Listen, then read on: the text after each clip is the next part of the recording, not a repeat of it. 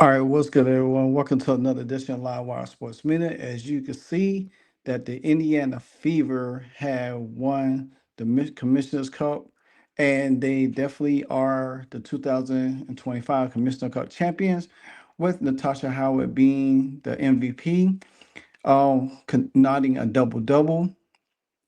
16 points to our rebounds.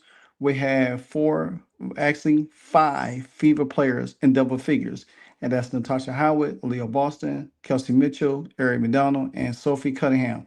Sophie Cunningham was the second leader scorer on the team with 13 points. Boston, McDonald, and Mitchell all had 12. And this was a balanced game for this team that needed everybody to play well.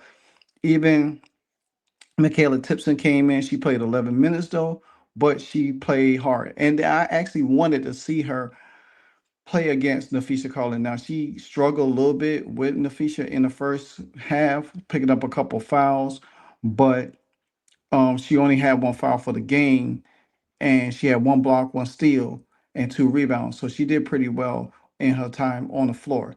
Sydney Colson, she played well. She had 3 points, so a total 16 points off the bench, but she pushed the pace. Sid actually pushed the pace of the game. And that's what the Indiana Fever have to continue to realize. Long as they push pace in the any game, there's no team that really is going to be able to want to run with them. And they could win these games. Um, the Indiana Fever also outscored the Lynx in the second quarter 20-7 after getting outscored in the first quarter 20-12. Then the Indiana Fever turned it around in the second quarter, been a little bit more aggressive, been a little bit more attentive on defense and playing hard. And that's one thing I think about the Minnesota Lynx. When you start playing physical with them, they get rattled quickly. They are a finesse team. They don't like to be too physical. They like to run, get in these spots, make easy baskets. But when you start being a little bit physical with them, they tend to get rattled a little bit. And you seen whereas Napheesa Collier was getting a little bit rattled throughout the game, couldn't get calls. She was complaining with the ref all game long. Now each team did have their share of going to the free throw line. Surprisingly, the Indiana Fever hit all of theirs, being 100% from the line. Natasha Howard hit all of hers. She was 8 for 8. That's what you want to do with this Indiana Fever. Now, if this Indiana Fever could play like this without Caitlin Clark, this is the time for them to understand, hey, when Caitlin Clark in, the offense is going to run different, but we have to continue to play the same style of ball with Clark on the floor. I think Ari McDonald is going to benefit, well, not benefit, but she's going to help Caitlin Clark a whole lot, especially when it's time for Caitlin to get her own shot.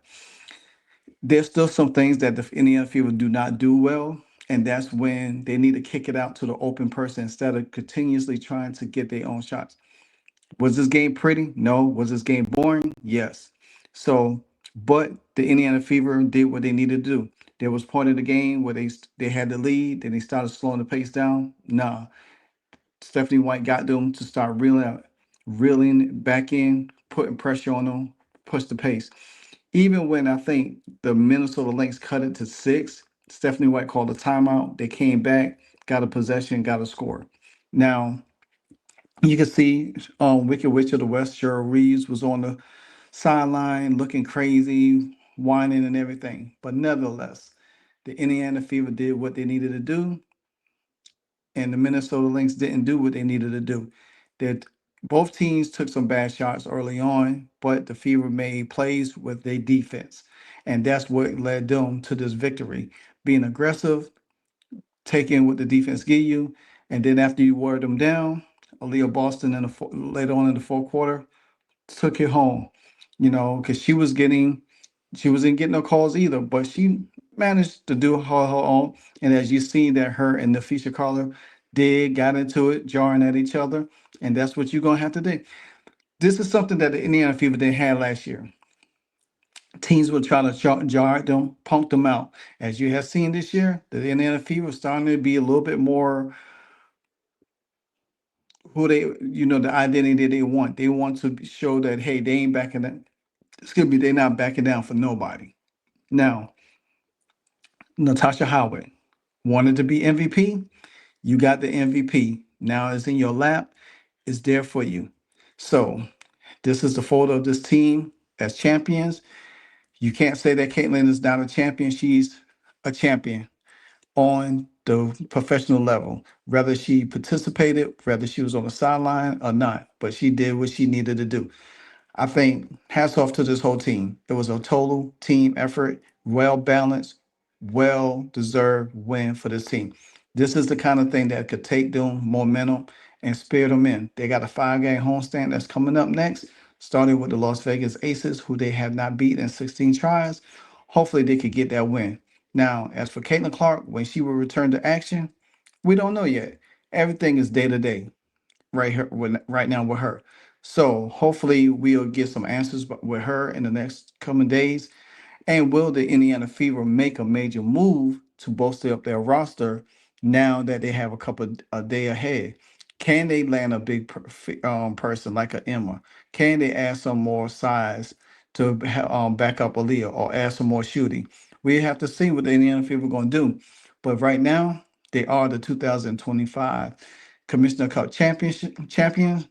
And I know Kathy Engelberg didn't like it, but hey, it's what it is. And ESPN thought they was so slick. They thought this was what they had. The Lynx dominate the Fever to win Commissioner's Cup. Commissioner's Cup. But guess what? They had to go back and change it because that's not how the script went. They thought it was going to go that way, and the Indiana Fever would throw a wrench into it. So just imagine what it would be like after Indiana Fever win the WNBA title this year. Just imagine what it's going to be. They're not going to expect that. They don't want that to happen. So, but the Indiana Fever is fever against everybody, and they're going to say, "Oh." And Caitlin Clark did say it on Sydney Colson's Live. They was partying it up, playing music, and she said, I know the league is sick right now. She said, and Aliyah Boston backed up and said, oh, they hating it. So this team knows, they hear the tea leaves, they listen to the noise, they hear what's going on about them and everything. And that's why they have to take this mentality in every game and show them and show out. So let me know what you think about the Indiana Fever winning the Commissioner's Cup. Did you like it? What it was for you? Was it boring? Did you enjoy it? Or was you happy? Was you sad, mad, or disgusted? Let me know in the comments. And thanks for everyone that turned into the live stream with me and Nikki Unscripted. Check us out on Thursday for another live stream. But until then, this is Live Wild Sports Media. You know what it is. Because if you don't know, now you know. Hey, so amazing. You see how they playing? Live wire. It's all about sports and entertainment. You don't want to miss it. So official, like you never seen. Keep it going till the whistle blowing from the referee. Everything from highlights and stats. You know that we gotta run it back. Whether on the field or on the court. You know that this is where it's at. Subscribe, no delaying. This is Live Wire. Sports and entertainment. Let's go.